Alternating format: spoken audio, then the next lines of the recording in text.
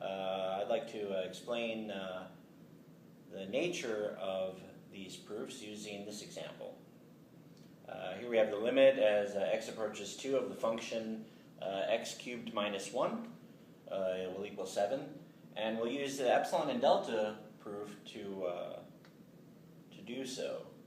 So this works with the following method. We're going to look for an epsilon first based on the function minus L. And then we have, we're looking at the local limit at the value 2.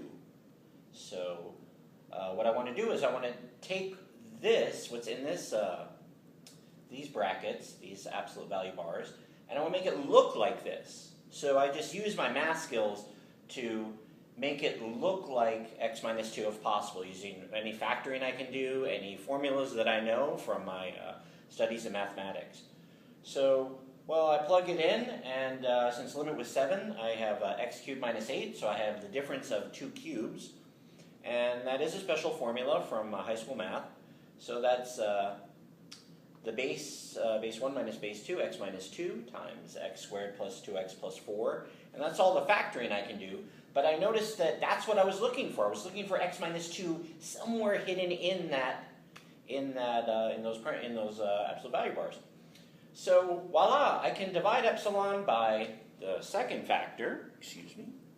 Parentheses to close. So there's my x minus 2. It's just epsilon over x squared plus 2x plus 4. So notice that there is a relationship between epsilon and delta, but it doesn't help us because it's still in variable form. So what we do is we apply that to the function itself, depending on where we're focusing, what our limit is. And here we're focusing on c is 2. So that gives us the following picture. What I'll do is I'll take a break here and we'll go to a graph picture, and I'll show you how this, because it's a cubic, it's curving, so the slope is changing all the time on this function. It's not a linear function.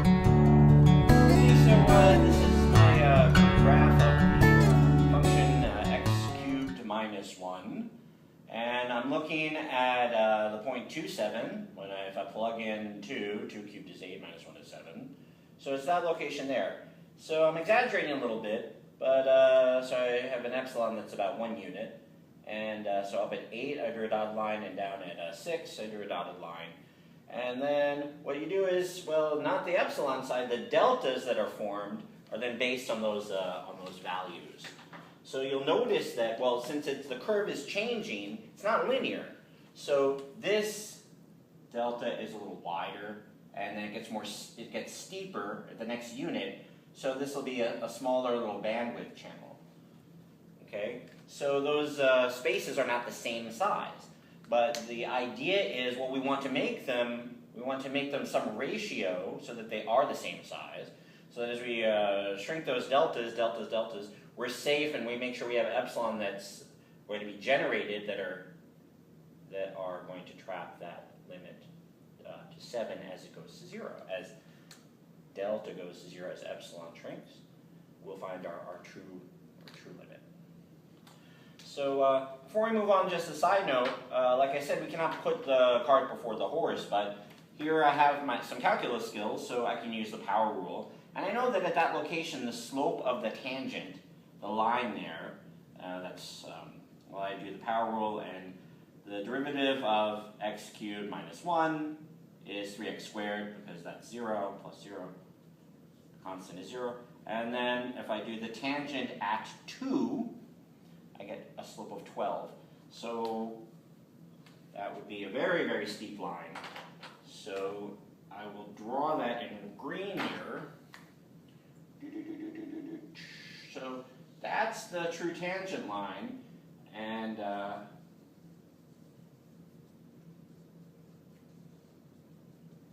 since the slope is 12, I can safely say that whatever restriction I put on my delta as a ratio of epsilon, well, 1/12, maybe epsilon over 12 might be a good way to bound my epsilon, just because so I'll show you the next step. So again, the problem is we have variables still present in our epsilon when describing our delta. So So what we do is we say, well, I know that my epsilon is going to be less than a unit. It's going to be just a very small, minuscule amount. And I know that my delta will also be small because I'm going to make it closer and closer and closer to 2. So then epsilon should create numbers closer and closer and closer to 7. So the idea here is, okay, I can use the idea of the unit rate.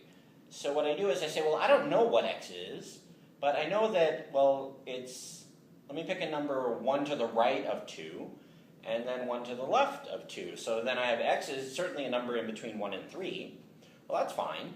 So then what I'll do is, looking at this problem variable polynomial, I'll create it. So I square it. I have x squared is therefore between 1 and 9. I squared all 3 positions there. And then, a little tricky to see, I add 2x. Well, I defined x as between 1 and 3, so the greatest 2x can be is 2 times 3 is 6. So that's 9 plus 6 is 15. And then on the lower bound, well, the smallest x can be is 1. So I have 2 of those, so I added 2 here. So that's how I'm bounded between, well, the least it can certainly be is 3, and the greatest it can possibly be is 15. Then as the last step, I add 4 to each part, and there's the same denominator under that epsilon. And then the last skill is, well, I can do the reciprocals as long as I remember to flip the arrows, so I do so. So that means that 1 over x squared plus 2x plus 4 is going to be, well, it's less than a 7th, but it's certainly greater than 1 over 19. And then, last step, I'm going to multiply everything by epsilon. And then I have a ratio. Remember, I just want to set up my delta so that it's small. It's a ratio, small or big enough. But in this case, small enough, because of the behavior of the cubic. Well, I'll choose any delta as long as it's 1/19 of my epsilon, and I'll be safe. So that will create the delta bandwidth that will then, when you make it smaller and smaller, will create epsilons that are also trapped, and as it shrinks and it approaches 2, our true limit is 7. That is the nature of an epsilon delta proof. Note that this will only work at the value c equals 2, because we're focusing on c equals 2. Okay, if I change that value, I'm somewhere else along the curve. There's a totally different tangent line. And therefore, the